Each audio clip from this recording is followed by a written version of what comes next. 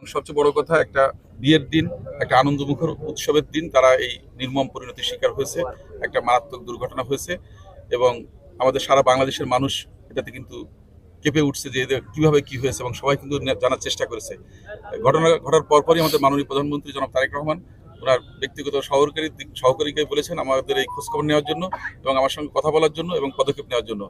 আমি সাথে সাথে প্রশাসনের সাথে কথা বলেছি, পুলিশ প্রশাসন এবং আমাদের জেলা প্রশাসন ওনারাও যথাযথভাবে পদক্ষেপ নিয়েছেন এবং তাদের সেবা শুশ্রূষা বা হাসপাতালের যে ব্যাপারগুলো সবগুলো আমরা দেখভাল করেছি। কিন্তু এই বিগন্ত ঘটনার তো আসলে কোনো অপূরণীয় ক্ষতি, যেটা কখনো পূরণ হবার নয় এই পরিবারের জন্য। তো তারপরেও দুর্ঘটনা আমাদেরকে মেনে নিতে হচ্ছে। আমরা আশা করব আগামীতে এই ধরনের দুর্ঘটনা যাতে না ঘটে সেই জন্য আমরা পদক্ষেপ নিব এবং এই জনপদের প্রতিনিধি হিসেবে আমরা সর্বোচ্চ চেষ্টা করব যাতে এই ধরনের প্রবণতা এই সড়কে কমে আসে। এখানকার রোড সম্প্রসারণ বা যদি 4 লেন সহ অন্যান্য যে পদক্ষেপ সেগুলো নিয়ে আমরা মন্ত্রী মহোদয়ের সাথে ইতিপূর্বেই কথা বলেছি। কারণ রোডের অনেক বেশি প্রেসার এবং যানবাহনের চাপ বা এখানকার যে গতি নিয়ন্ত্রণ সব কিছু মিলে এটা আসলে একটা বলা চলে যে ডেঞ্জার জোন হয়ে গেছে। তো এখানে আমাদের হাইওয়ে পুলিশের কর্মকর্তা আছেন, ওনাকে আমি বলেছি যে আপনারাও দেখভাল করবেন, এখানকার জেলা প্রশাসনও এটা থেকে দেখভাল করবে।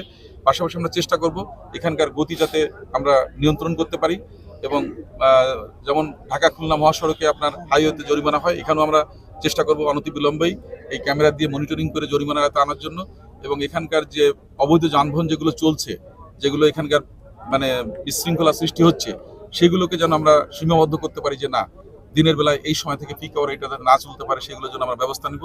এবং সবচেয়ে বড় কথা, মানুষের জানের নিরাপত্তা হচ্ছে বড় কিছু নয়। একটা ড্রাইভার মারা গেছে, তার একটা ড্রাইভারের পরিবার কিন্তু ক্ষতিগ্রস্ত হচ্ছে। এখানকার যে ভাই মারা গেছে বা তার সন্তানরা যারা মারা গেছে বা তার আত্মীয় স্বজনরা মারা গেছে, সবাই কিন্তু ব্যক্তিগতভাবে ক্ষতিগ্রস্ত হচ্ছে। মানে একটা পরিবারের জন্য সারা জীবনের কান্না। তো সুতরাং এই কান্না যাতে আমরা কমিয়ে আনতে পারি, এই সড়ককে যেন আমরা নিরাপদ করতে পারি, সেটার জন্য আমরা পদক্ষেপ নিব এবং মাননীয় প্রধানমন্ত্রী মহোদয়ের পক্ষ থেকে ওনাদের পরিবারকে সম্বোধন জানাইছেন, সেটা আমরা জানাইছি এবং আমাদের জেলা প্রশাসন, পুলিশ প্রশাসন সহ এই এলাকার যারা দায়িত্বে আছে সবাই কিন্তু শোকাহত এবং তারা সবাই সমবেদনা জানিয়েছেন এবং এটার জন্য সবাই এগিয়ে আসছেন।